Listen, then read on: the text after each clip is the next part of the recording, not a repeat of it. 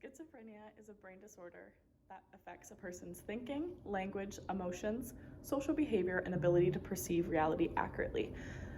There are three phases, the first phase being the acute phase, when the patient exhibits disruptive symptoms such as hallucinations with the loss of functional abilities. Hospitalization may be required. The second phase is stabilization. Symptoms start to diminish and begins to start functioning at baseline level. Hospitalization or care in a group home may be needed. The third phase is maintenance. The person is at or nearing baseline and symptoms are absent or diminished. Level of functioning allows the person to live in the community. So there are different types of signs and symptoms that you should be aware of. So we'll start off with positive symptoms. So this is the presence of something that is not normally there. So a good example of this could be like a hallucination, whether that's visual or auditory. Next is negative symptoms. So this is more the opposite of positive symptoms. So this is the absence of something that should be present but is not. So an example of this would be like a blunted affect. The next type of symptom is cognitive symptoms. So these are abnormalities in how a person thinks. So an example for this would be like impaired memory or decision making. And then lastly, we have affective symptoms. So these are symptoms involving emotions or expressions. So an example of this would be like dysphoria. Schizophrenia is a complicated disorder, and there is no definitive cause of it. But what is known is that the chemistry in the brain, structure, and activity are different in a person with schizophrenia from those in a person who does not have the disorder. The genetic factor, so schizophrenia can be genetic, but no one single gene is responsible for it. Multiple genes on different chromosomes interact with each other in ways that creates vulnerability for schizophrenia.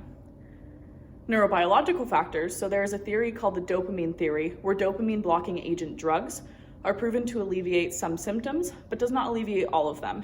So this shows that the neurochemicals are involved in generating symptoms with schizophrenia. Some medications block serotonin and dopamine, which can suggest that serotonin plays a role as well. Brain structure abnormalities, so the disturbance in communication pathways in the brain are believed to be severe in schizophrenia, which is conceived that the structural abnormalities in the brain cause disturbances and the brain does not function properly.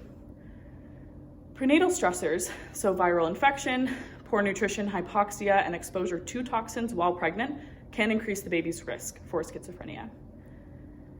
Psychological stressors, so schizophrenia often manifests during times of development and social stress, such as moving away from your family, starting university, and there's no evidence that stress alone causes it, but social, psychological, and physical stressors may play a role in the severity and the course of the disorder. And lastly, environmental stressors.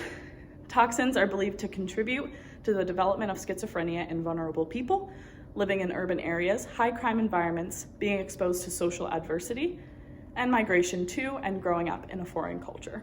Schizophrenia is a surprisingly common condition.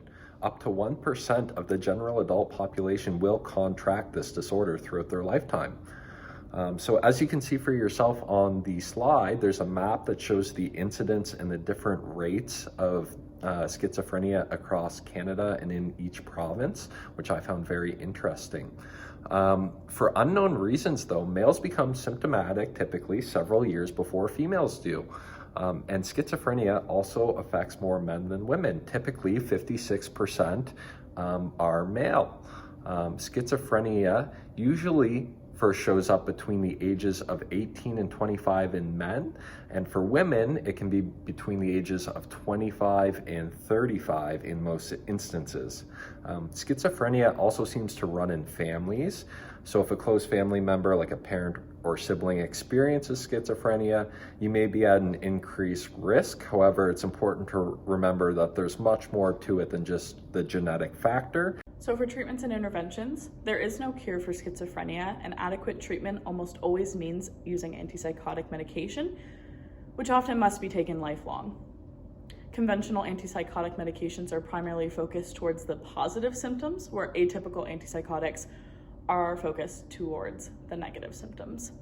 So we have medication management and cognitive behavioral therapy for the treatments, and interventions are trust building. You want to use therapeutic communication techniques, assistance with self-care, promotion of independence, stress management, promotion of socialization, avoiding drug and alcohol use, milieu management. So you want to provide a sense of security and safety, which minimizes anxiety and environmental distortions.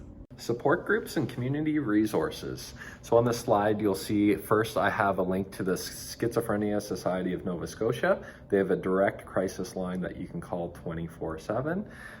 And there's a link to the website where you can find more information there as well. I've also linked the Canadian Mental Health Association, so that's directly from the Government of Canada. It's another good resource. And then lastly, there's a database with all kinds of self-help groups in Nova Scotia. You can search through the directory and there's many there. But support groups and community resources are very important because they help people with schizophrenia with things like their mood, anxiety, relationships. They can help learn new skills, problem solving, and goal setting. There are also therapies to help reduce the impact of delusions and hallucinations. Schizophrenia can affect people's goals and education, work, and independent living.